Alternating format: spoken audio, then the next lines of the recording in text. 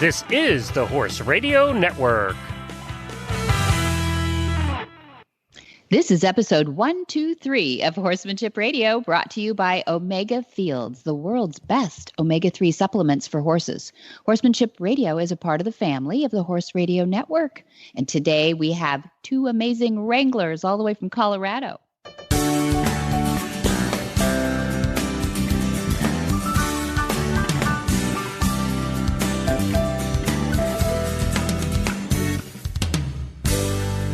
This is Debbie Laux, and you're listening to the Horsemanship Radio. Thanks for joining us. Horsemanship Radio airs on the 1st and the 15th of the month. And of course, I have my producer, Coach Jen, with me today. Hi, Jen. Hi, ho. How you doing, Debbie? I'm good. Spoken like a hunter out there. Hey. Oh, no, that's tally-ho. That's tally-ho. Oh, tally-ho. That's well, it sounded like it to me. But hi-ho is what the seven dwarves say when they're off to the... Oh, that's right. Off to work we go. I don't have any grandkids, you can tell. Sorry, I'm a little rusty on the list. There we go. But hey, this is fun. I finally get to show off my Wranglers today. We're going to have so much fun with this. I really enjoyed all the pictures you were posting on Facebook of your trip to the ranch. Isn't it beautiful? It was gorgeous. You know what's so cool about going to Colorado and beautiful places like that? You look like you know how to take photographs. You can't take a bad picture in Colorado. The color, the contrast, the shadows of the skies. It's just, yeah. Thank you, though. That was very nice. Most of those you saw, I didn't take, so I can't take real credit for them. I just put them up. But yeah, it was beautiful. And as we've talked about, it's really fun and exciting. And we're going to get you out there sometime. I'm sure we can wing this somehow. So give us the quick Reader's Digest of Zapata Ranch, so we know when we get to our guests what it's all about. Okay. I love that you changed the name, but it's actually Zapata. But Zapata sounds so like energetic. Zapata. Zapata. Okay. Yes, very Western. But the thumbnail about Zapata is that it's one of those experiences that I think it sort of separates those of us who have been on the nose to tail kind of trail riding events that are beautiful and, in high country where very few people really have the luxury to go to. Well, this one adds an element of leave those girlfriends behind that don't like to tear across territory, because we did a lot of loping and running and scrambling up hills and all kinds of crazy stuff. And I think that's what appealed to me the most. So there was a lot more adventure with this than your typical ranch experience. Yeah, I didn't think you'd bring your girlfriend that like rides once a year kind of thing. Oh, gotcha. So this is for real horse gals. Unless you want a trial by fire. Well, No, actually, there was one gal that can really ride, but she hadn't ridden for a year. And it was, the knees, the butt. Oh, yeah. Day 2 is the worst. There's that too. But it is really an extraordinary piece of property. And the at Ranchlands, that's the at sign, at Ranchlands that runs it is, they got a hold of something here. It's really cool. And they really make the experience nice. And it's not just hospitality. They're authentic. They're really authentic. So that's been fun. But what's been going on in your saddle these days? Well, I had an adventure too since last we spoke. Okay. It's getting to be autumn here in Central Florida, which is when the riding season really starts. Over the summer, riding is pretty casual and limited because of the heat. So Nigel and I went to our second endurance ride. We did one last year, the last one of the season in January, and then we had to wait all summer long to go to our second one. And it fell 2 weeks after WEG. Was it 2 weeks? 10 days after WEG? So WEG was in September. And you were there a little bit of time. For 16 days. A couple of weeks? 16 days. So all of August, there was limited riding because it was 9 million degrees. Yeah. And then he had 2 weeks off for WEG. So he'd had just about a full month of doing nothing before this ride. Oh. I was a little surprised concerned. you didn't take him to a rodeo first. Yeah, I was a little concerned. but for no reason. He was an absolute gentleman. He camped overnight for his first time. We'd never done that before. He drank water, yay team, and he was mannerly. And we did another introductory ride. And in the endurance and competitive trail world, an introductory ride is any ride under 25 miles. And they are judged a little bit differently in that you can't take those miles and put them towards year-end awards. All of the veterinary things are the same. You still have to have your horse fit, and they still have to pass the vet and all those things. But you can't earn any awards at the end of the year, which apparently in the endurance and competitive trail business are a big deal. Oh, okay. I didn't know. But this one was a little bit different. The first one I did last year was an endurance ride where the fastest horse wins. Fastest horse and rider team win, and the fastest horse and rider team who still pass the vet checks. You have to come in, and your horse has to cool off and recover within a very specific period of time. And they don't care about you. They don't care about you. Right. You know, you can limp. Yeah. You can need oxygen. They don't care. No. This one was what they call a competitive trail ride. And that is an optimum time competition where you need to finish within a window of time. The window is pretty broad. You don't have to go really fast, and you can go what I would consider reasonably slow and still finish. But the veterinary parameters before and after are much, much more in depth. Whether or not your horse has a cut or a scrape, you can't use any boots or bandages on your horse. Whether or not he has all the sweat marks groomed off of him. Really? This all goes in, and you get points off for doing all of these things. And in addition to his pulse and respiration, all of his vital statistics are also included in that. And then there's a score, and that's how you win. So this one was a little bit, it was much more complex. And the thing that was most significant for me is before and after the ride, whether it's an endurance or competitive trail, you have to jog your horse for soundness for the veterinary judges. Mm-hmm. Mm-hmm. And for endurance, it's a quick up and back, maybe 10 strides.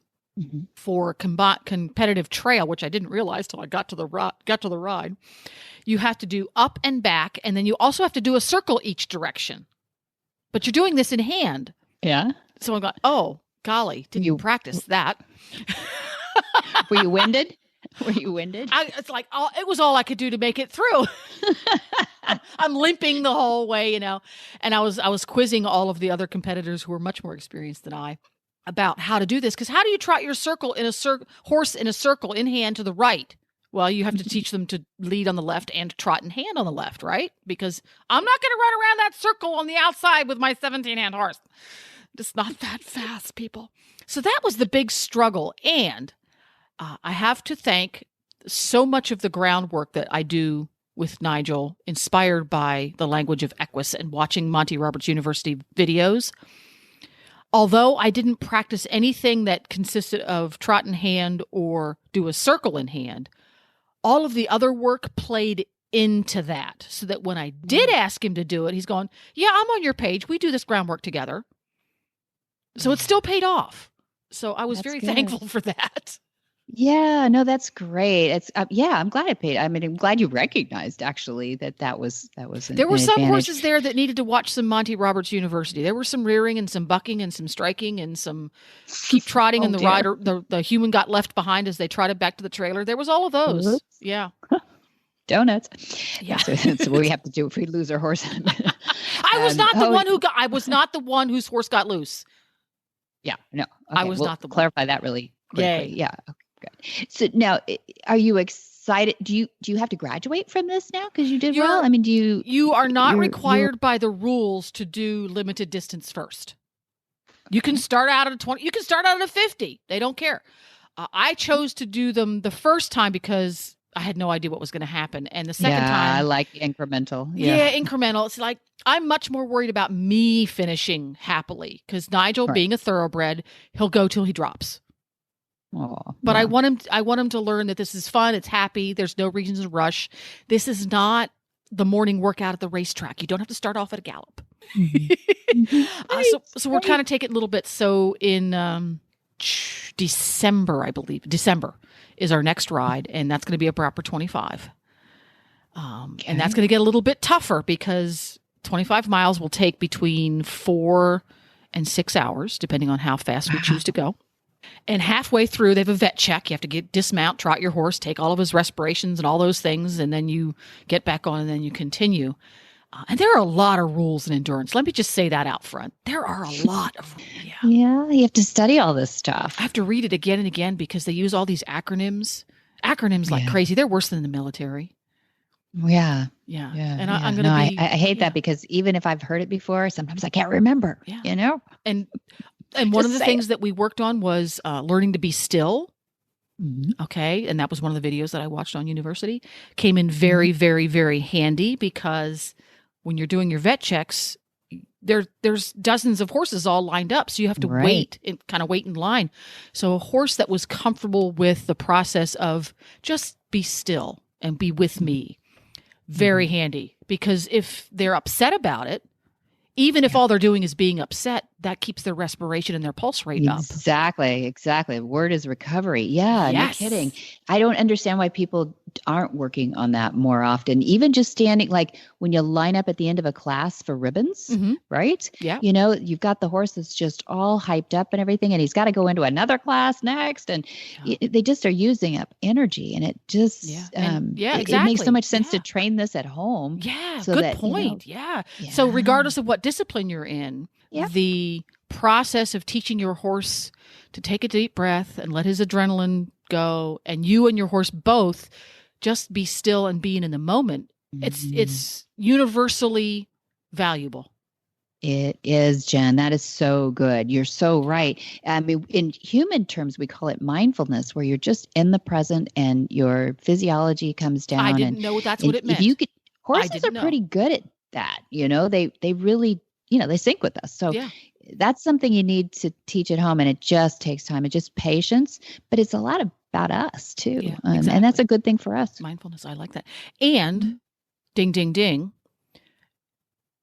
A lot of people have the false impression that teaching these kinds of skills and developing these types of skills takes a lot of time. It doesn't. It takes 5 minutes a couple times a week, but you do it 5 minutes a couple times a week, every week. And every week. That's the thing. You got it. It's got to go into the muscle memory, even if it's your brain muscle, right? Right. Yeah. Exactly. Great conversation. And we do have some great lessons on that too. And I can make an announcement here that April 29 and 30 of 2019, we will again put on our second movement, the movement that we had last year in May. Yeah. This one is the very end of April, 29 and 30. And one of the speakers that I think, cross your fingers, I will get is on mindfulness and horses. So he did a TED Talk even, one of those guys. Yeah, so it's going to be so good. And this is exactly what we love to teach. Just, all those things that you take out and you put it in your discipline because horses are horses. Yeah. Yeah, that's, being mindfulness, being still and in the moment with your horse together, I think is one of those valuable must-have skills. There we go. They enjoy it. Yeah. And that's what I got in Zapata. Oh, goody. Well, I got a lot of mindfulness. It's really fun. A little adrenaline too, but but that's between the galloping. Yes. Yeah. Well, let's hear a little bit from Omega Fields, and then we're going to chat with some wranglers from.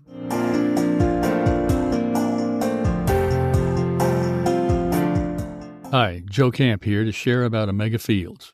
Omega Fields exists to help you keep your first promise to the horses you love, to care for them well. Nutrition is the foundation of a healthy life and supports all the activity that brings you and your horse so much joy. Omega-3s from flax are the cornerstone of that foundation. So, coupled with the finest ingredients in their proprietary Pure Glean flax stabilization process, they created Omega Horse Complete, Omega Nibblers, low sugar and starch, Omega Antioxidant, and Proventum Probiotic soft treats. Thousands of horses are experiencing a vibrant life with the help of Omega Fields products, including all of ours, a part of helping you keep your promise to your friends.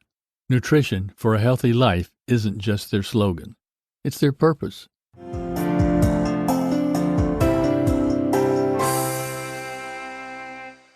Emily Platt has been a program intern at Ranchlands Zapata Ranch this season, where she has come to learn about Ranchlands and the ranch's operation. She's a recent graduate of USC's Gould School of Law, and she's going to work for the mayor of Los Angeles. Well, welcome, Emily Platt. I am so excited to have you on our Horsemanship Radio, mostly because we've never had anybody from a ranch land or a conservancy or anything. I'd love to hear more about what you do and your horsey background, too. Well, thank you for having me. Being at Zapata has been a great experience for me. I grew up in Los Angeles and have loved horses from a very young age. So to have the opportunity to be around horses every day and learn more about horsemanship has been an invaluable experience for me. And I'm just really loving my time here. That's great. It seems like a really fun place. Now, really, are there horses in Los Angeles for real? Believe it or not, there are. I had two wonderful parents who were happy to drive me 45 minutes in the car to my riding lessons growing up, and went to some summer camps with horses, and that's really how I got my start.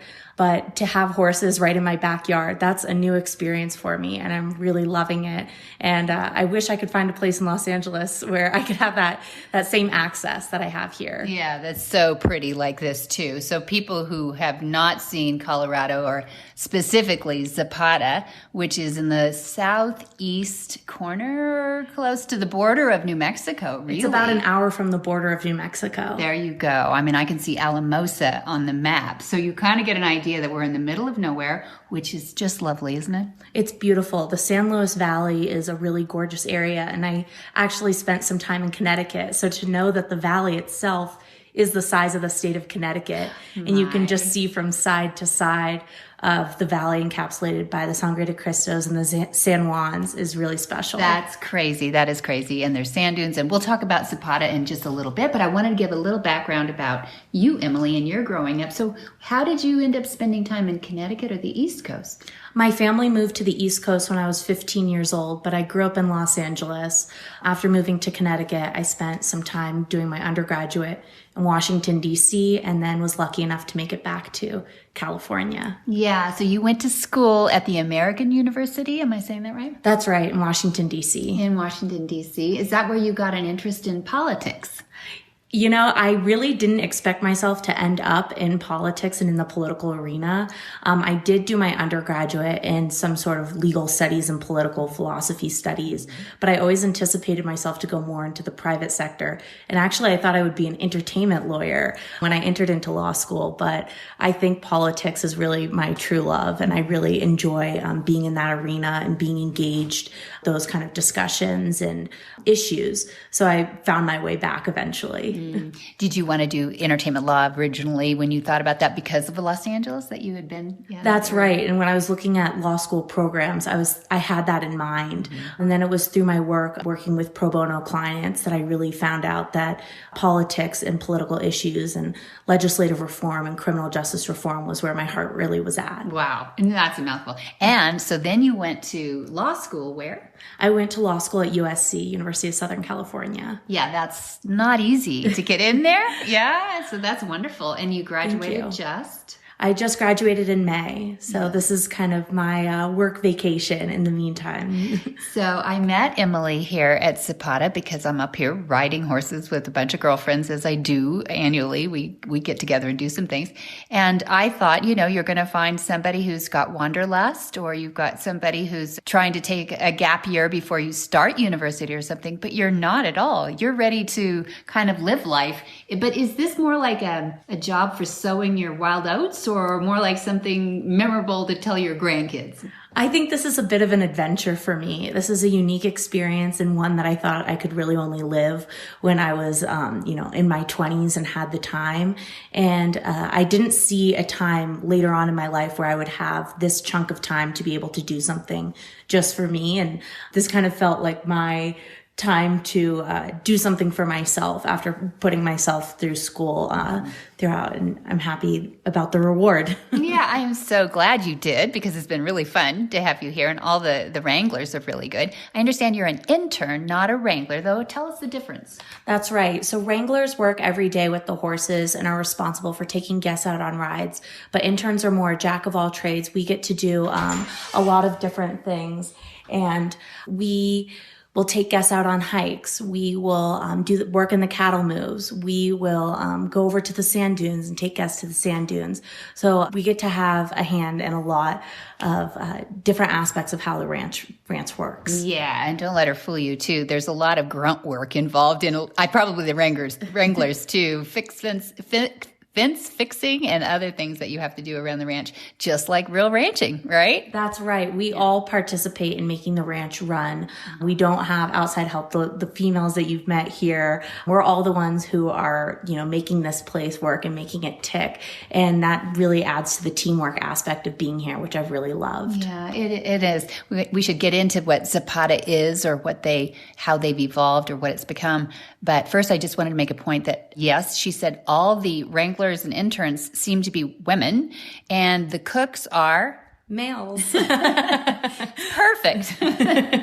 So tell us a little bit about Zapata. What is it out here? How did it become? So Zapata is part of the Ranchlands Corporation, and Ranchlands has a partnership with the Nature Conservancy. So the Nature Conservancy has ownership of the land, but Ranchlands essentially leases the land from the Nature Conservancy, and they have a partnership for conservation efforts on the land. Mm-hmm. Yeah, it's a cool setup because we get to enjoy the range and the beauty of just like it was like 100 years ago, right? Absolutely. I mean, just seeing the bison out on the land really makes you nostalgic for the past, I think. Oh my gosh, we saw bison so far, pronghorn.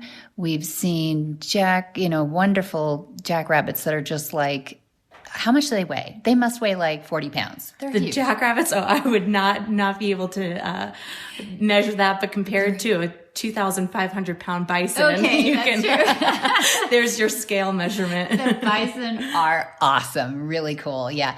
And so I love that there's these organizations like the Conservancy, the Nature Conservancy, and others that are out preserving ranch land, and that's exactly what it feels like. We saw the old homestead yesterday where you trailered in with the horses, and we met you there in a Suburban, very cushy, here we are, and saddled horses and everything, and popped off, and that old homestead is amazing. The old homestead was built in the early 1800s and was originally occupied by Spanish sheep herders in the area. And this was before horses and cattle were introduced. So to think about the valley with the bison, with the contrast of sheep grazing on the valley floor is pretty special. That's pretty amazing. So today we got to sort some cattle and herd some cattle a little bit too out on that flatland, the Medno. We call that side the Zapata side. So our property is actually divided into two sections.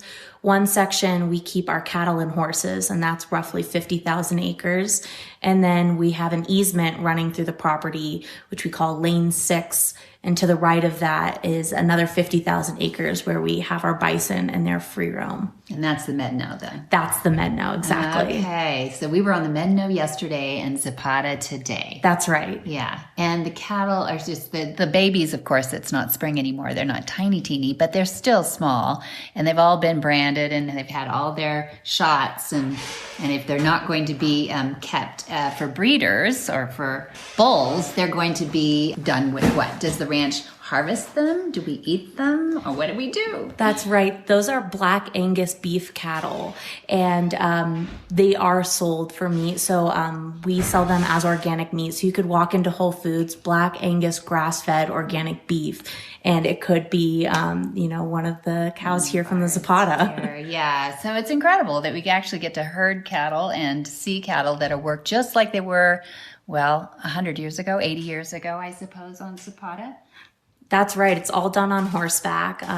And I haven't been here for the branding camps, but I hear it's an incredible opportunity to see that all happening with the calves. And just a couple weeks ago, we actually separated the bulls out, which was from the herd, which is a unique experience for me because I didn't know much about managing cattle before I came here. So just to learn about the different things that are done to manage the herd seasonally has been a learning experience for me. I bet that would be fascinating. As an Angelino who grew up with horses anyway. But you know what I love about your background is that you are able to pursue your career, pursue your education first, and now get your career. And you're going to be working for Mayor Garcetti in Los Angeles. He'll be the 42nd mayor of Los Angeles.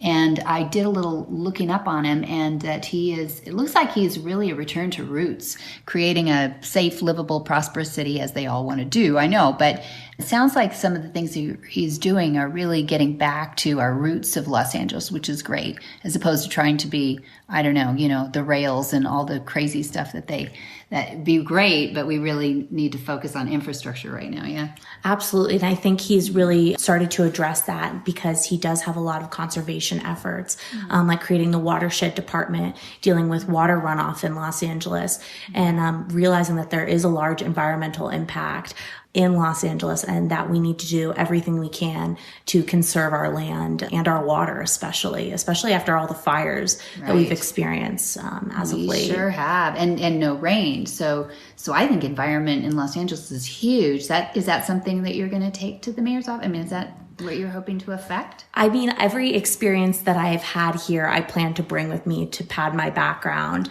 So having conversations with people in those departments, I think I'll be more informed and be able to talk about that more. Just learning about different watershed laws, especially in the San Luis Valley, has been interesting for me, and learning more about water rights. So to be able to have that information and take that back with me will be valuable. Very good. So what are you going to do for us horse people in Los Angeles? Are you going to keep some trails open spaces for horses? Can you fight for us a little bit? I hope so. I think that there is obviously a lot of incentive to keep the land, and a big part of that is protecting it from fires. So working with the fire department, working with LAPD and those organizations, they'll do everything they can to keep that land open. And in terms of development, we'll see in terms of keying into those types of issues and knowing where the development is taking place in Los Angeles. But I think where riders are out right now, like Malibu State Park, we intend to keep it that way and have that land available for riders. Good. That's good. It's so great to send somebody in there representing horses. I love it. It's hard in a big city. There's a lot of issues and a lot of people tugging at different purposes. I know. So do you ever fall in love with your horses that you have here with wrangling and interning that you do here? Is it hard to leave any of these horses behind when you're all done next month? I'm sure it will be. I have a horse here, a little paint named Rocky, who I've fallen in love with. So it'll be very difficult to leave him. But I was just talking with a friend the other day, and we can still remember the names of our favorite horses that we rode as children. So I think, like friends, horses stick with you too, especially the special ones. Yeah, it's true. And there are some special ones here too. You have mixed breeds all over the place. Most of the horses come out of auction, right? That's right. So most of our horses are quarter horses, and we get them through sale barns. Yeah. So herding cattle, we could tell some of them were a little more cowy today than others. Others could care less. You know, it's not nose to tail here. This is what's wonderful about this experience for me, because we've done packing in where you almost have to be nose to tail. You can't do the accordion thing because you're on shale, steep sides of mountains and everything, and you have to be so careful. But here, it's broad as far as you can see, almost. Oh, absolutely. To the mountains, right? And so we can go 4 or 5 horses wide. We trot, we lope. We've done some crazy things in the last couple of days, and I'm looking forward to the dunes. Give me one thing I'm going to love about the dunes tomorrow. Oh, the dunes are phenomenal. I think just having all that different kind of terrain that you can ride on, with the sand and the mountains, going in between the trees, and then, loping through a dried creek bed will be a really special experience. Okay. Not to mention the views, just to be on the sand dunes themselves, pretty spectacular. And to watch the light change over the dunes is really magical. Oh, that does sound fun. Are we going to get a little lightning and thunder like we did today too? Oh, I don't know. I hope not. Oh, really? It was pretty fun. The dunes are huge conductors of lightning because of all the water. So usually we try to make it out of the dunes by the time the lightning is rolling around. It moves fast though. I bet in 5 minutes time the rain came, went, lightning storm, and then it was beautifully sunny and warm and quiet all of a sudden. The wind was whipping before, and then it wasn't. So I hope we've convinced a few people to come to Zapata and see this beautiful land. And I hope we get to meet you down in Los Angeles sometime too. Oh, I hope other people get to experience this place as well, because it is so special. And thank you so much. I really enjoyed this. Thank you for coming on Horsemanship Radio. Appreciate it. Thanks. Hi, Carol Herder here, president of Cavallo, home of the world's most trusted and popular hoof boots. You know, one of the most interesting parts of what I do is the many horsey stories I get to hear. Most of them are really uplifting. Some are stories of challenges, and a few are downright sad. Recently, a wonderful woman took the time to approach us at a show to share a story about her horse who went down in quicksand. It started out as a really scary story. We were holding our breaths, waiting for the outcome, and it turned out wonderful. They winched the horse out relatively unscathed, albeit, a little traumatized, and everyone standing around were super amazed that he still had his Cavallo hoof boots on. Scary story with a good ending. Another testament to Cavallo. If you don't have a pair for your horse, it's time. Cavallos are easy to put on, easy to take off when you want to take them off, and they stay on. They stay on in all terrain.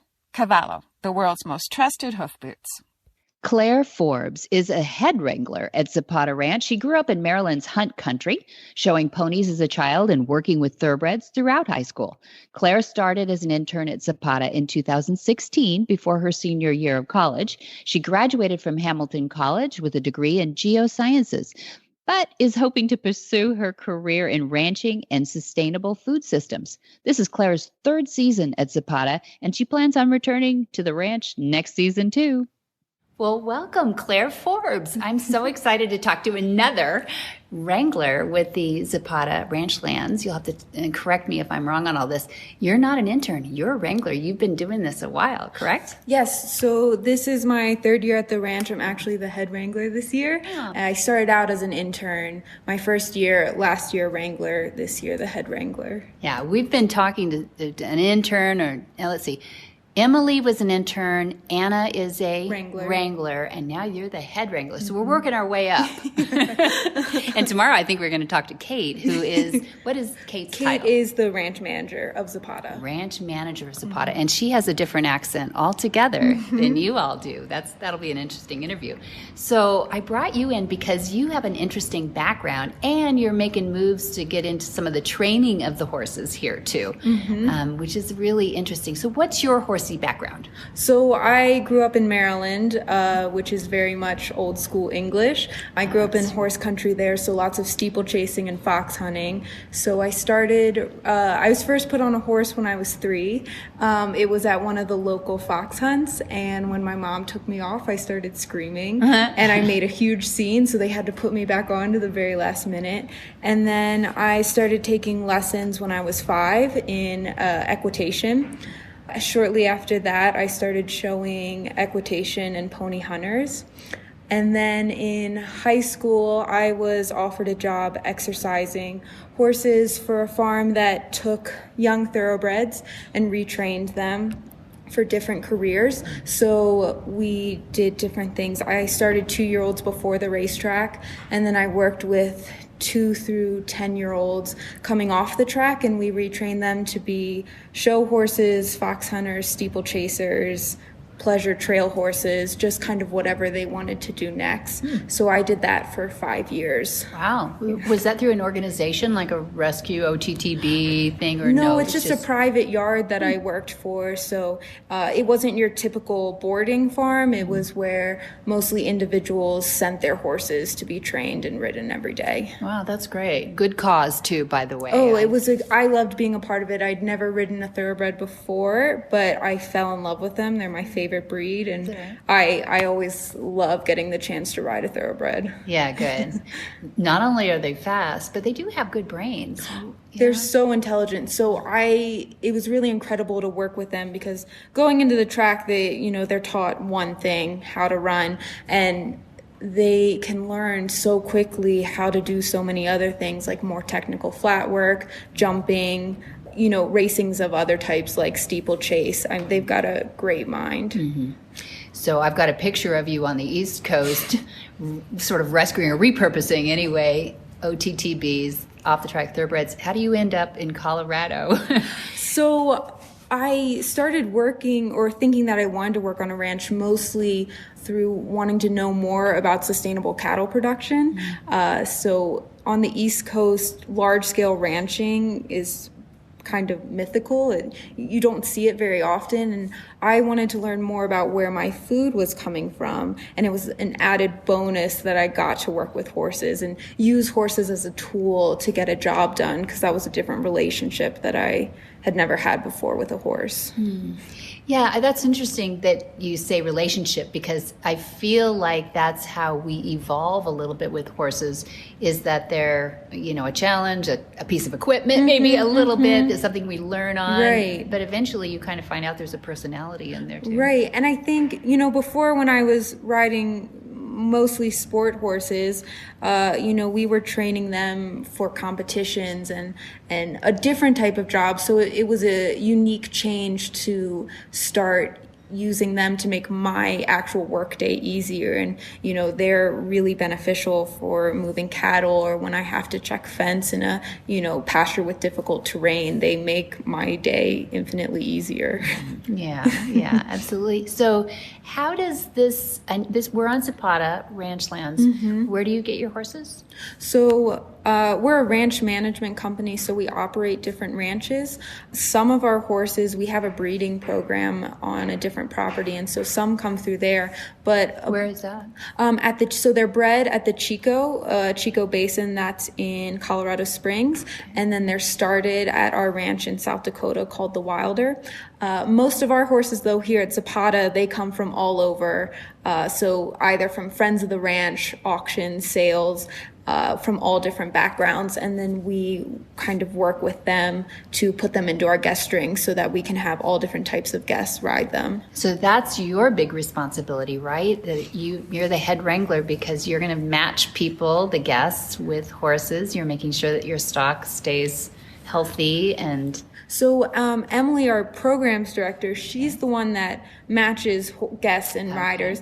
But as a wrangler, we all work with, we call them project horses, and they're horses that need a little bit more work before we can put them in the guest string. So when horses first come, we can evaluate, and a lot of them are ready to go. You could put someone on them and, trust that they'll take care of your guests. But then other ones have quirks and slight issues that we need to work through before we can put a guest on them confidently. What's your favorite quirk to work with?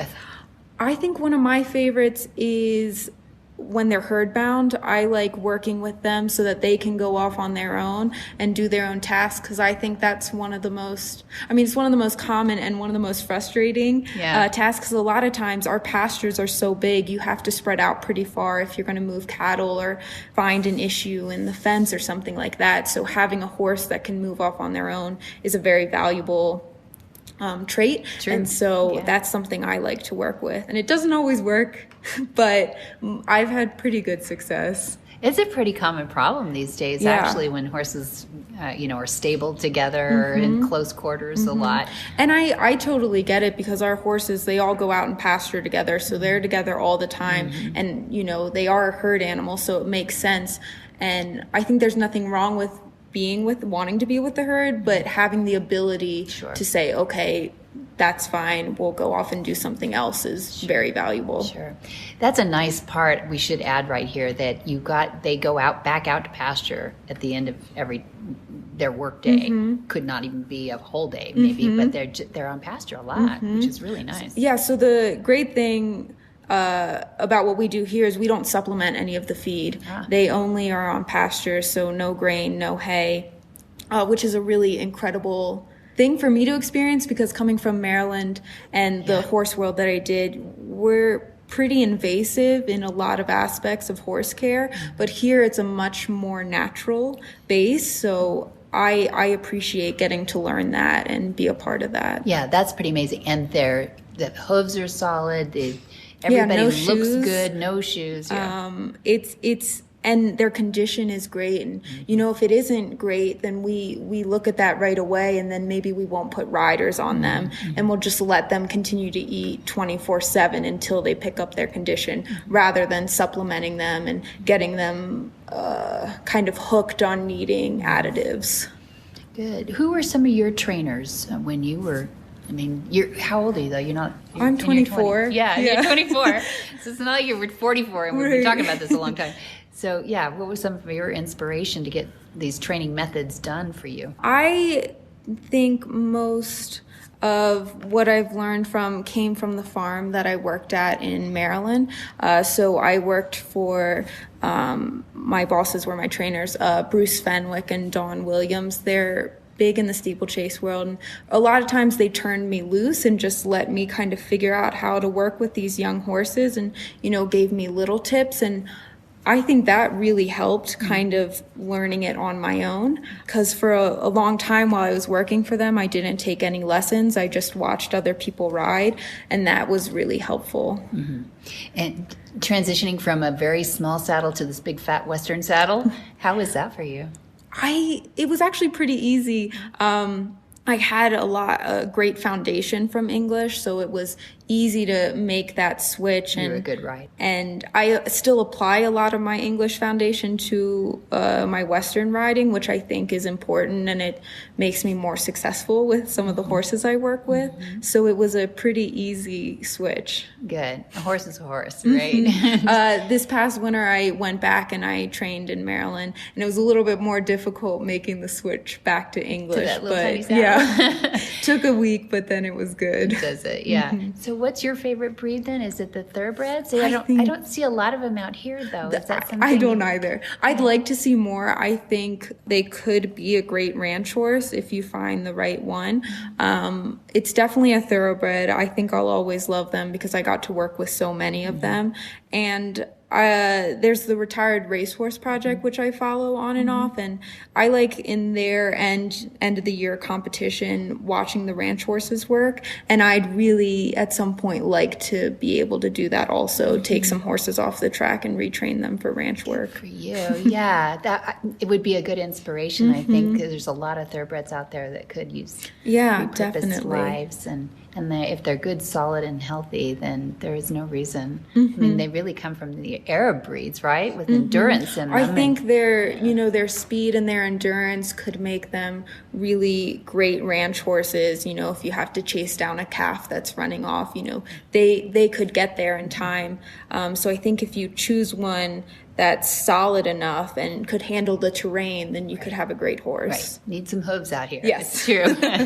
So you pull those shoes off. I love it, though. I'm looking for the Mustang rolls out here. I think you guys have enough rock, enough sand, and everything that you get good feet. So you're putting your stamp a little bit on Zapata, though, by 3+ years going on now. What's your legacy? What would you like to see implemented in here? I don't know. That's a big question. I'd like to keep working here for a while, and I like that they allow people who don't have a ranching background or a Western background to come in and work, because if I didn't have this opportunity, I had no experience with Western or ranching coming in. So if they didn't give me a chance, who knows where I would be. So I'd like that they continue to let people in like that. That's nice. Yeah, you have quite a community here. I think every team member, unless you're just putting on good faces for us all week, I don't know how you keep it up. It's a really great group of people. Yeah, really nice. Well, thanks for joining us. I'd love to have you back. I'd love to follow your career a little bit too. I think it'd be fun to see how you did here. And anybody who comes out of the OTTP world, I just have a soft spot for, so that's my fault. But so thanks so much for being on Horsemanship Radio. Monty Roberts is proud to partner with the Right Horse Initiative, which seeks to help horses in transition by massively increasing horse adoption in the United States. The Right Horse understands that most horses will have multiple owners during their lifetime. Often, these horses find themselves in transition due to no fault of their own and can move into a second or third career with the right adopter. Adoption can be a great option when you're looking for a new horse. To help you find your perfect right horse, the Right Horse Initiative developed an innovative new website for adoptable horses called My Right Horse. On myrightHorse.org, you can search hundreds of available horses by breed, discipline, age, and location. It's simple, user-friendly, and of course, mobile-friendly too. With a wide range of adoptable horses from all over the country, myrightHorse.org can help you find the horse of your dreams. Visit myrightHorse.org to find your next horse through adoption.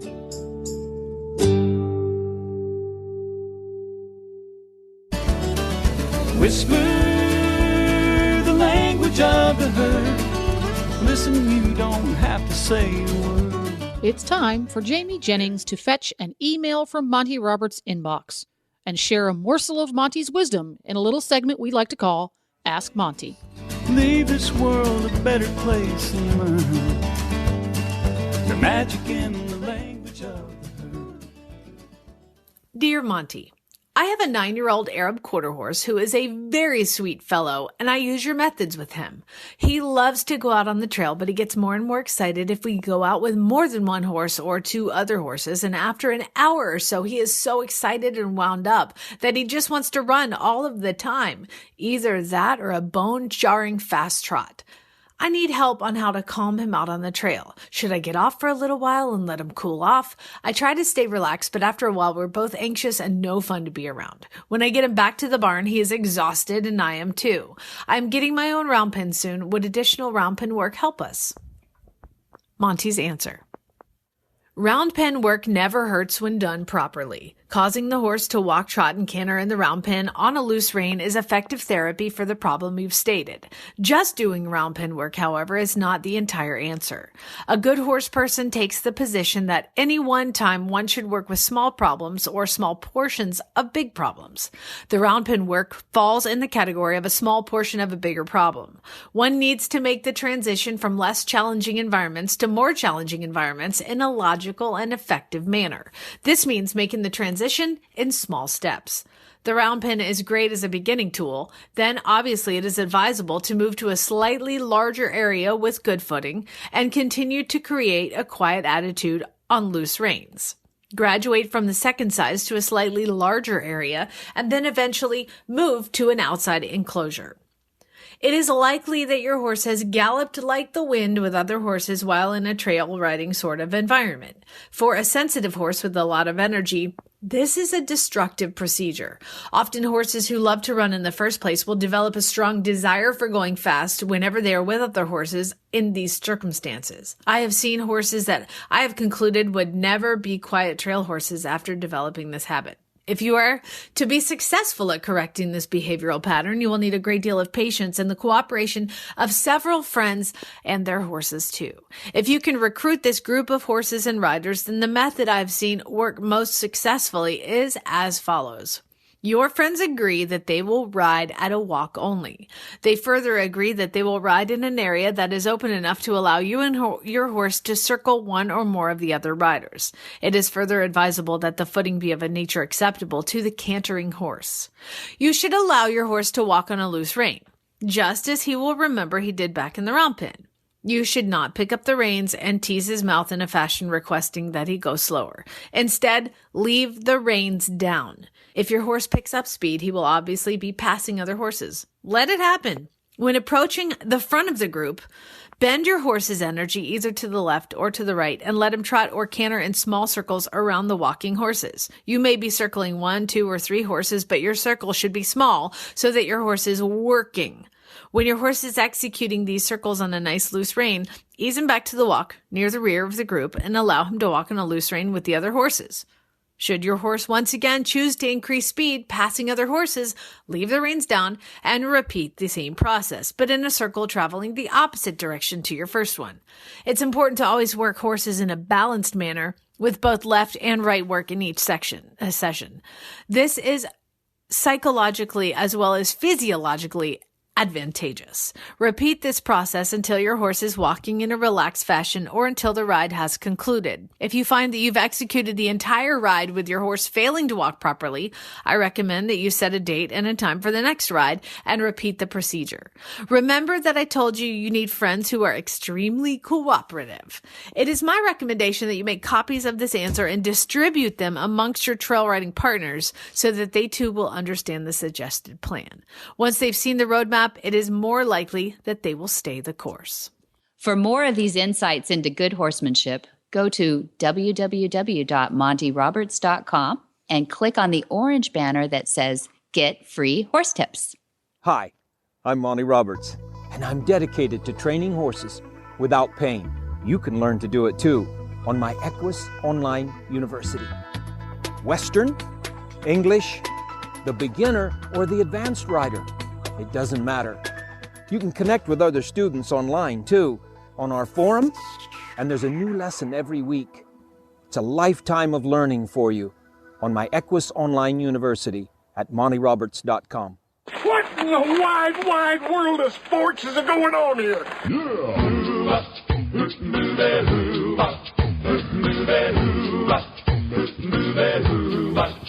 Where in the world is Monty Roberts?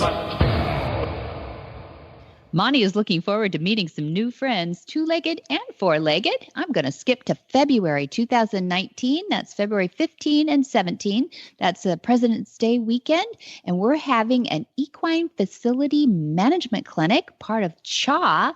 So those of you who want to be certified and get a better insurance rate, come to Flag Is Up Farms in California, February 15 through 17. And then February 20 through 24, Monty is flying his way over to Norway, and he is going to be a big part of the Norwegian Horse Festival over there. And then he trots over to, not too far from there, Essen, Germany, March 9 through 17, 2019. He will be working with a lot of instructors in Europe and doing live demonstrations in Equitana. And then we have a really important date for me is the movement, April 29 and 30 at Flag Is Up Farms. Plan to be there. It was so cool last year. It's a symposium, and we mix people that are using horses in different situations, whether they're trainers, therapists, facilitators, we have it all. It's just all about horses and their qualities that make our lives better. Dun, dun, dun. And if I may interject, the Equine Facility Management Clinic in February, is it 15th and 17th or 15th through 17th? Through the 17th. Which is 3 days, 2.5 days, basically. And the Certified Horsemanship Association is going to be doing the certifications. They have been around since 1967. They know a little bit about certifying. So if you're not familiar with the CHA, you can just go to CHA.horse and check up on who they are. They're the real deal. This isn't just some random thing. And then go on over to Monty Roberts' website, montyroberts.com, and sign up. I encourage you all. You can get better insurance rates. That's something that's one of the benefits when you get certified, among other things. So do check into it. I recommend it for everybody who has a facility. Even if you have a little facility, you don't have 40 million students, it's just you. Getting this certification is well worth it for your business. So there we go. That's right. montyroberts.com.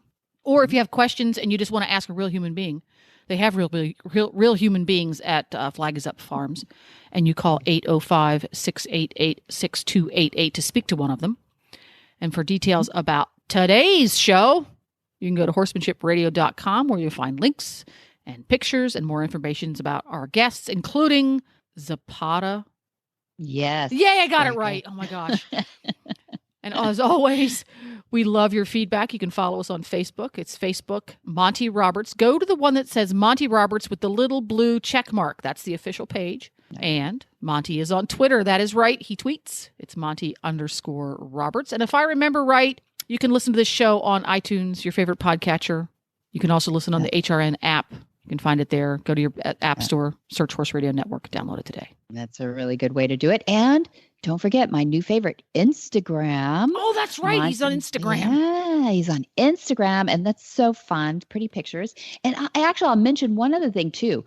Go to Amazon and put in Horsemanship Radio shirts, and you're going to not only find a whole bunch of shirts for Horsemanship Radio and show your stripes, but also pop sockets. You know those little fun pop-up things that go on the back of your phone, and they got a little Horsemanship Radio logo on them? Yes, they're so cute. Hey, look at that. And they you can put your phone or your pad, it leans it like makes an easel kind of thing, or you hold it and you take better selfies. So there you go. Oh, I want the t-shirts. Oh, they're lovely.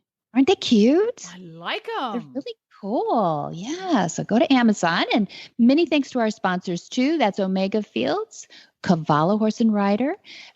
Don't forget to watch that PSA and go to myrightHorse.org, and also Monty Roberts Equus Online University. So that's MontyRobertsUniversity.com. Be sure to visit all the other great shows on the Horse Radio Network as well. That's www.horseradionetwork.com. And until next time, have many happy horse hours.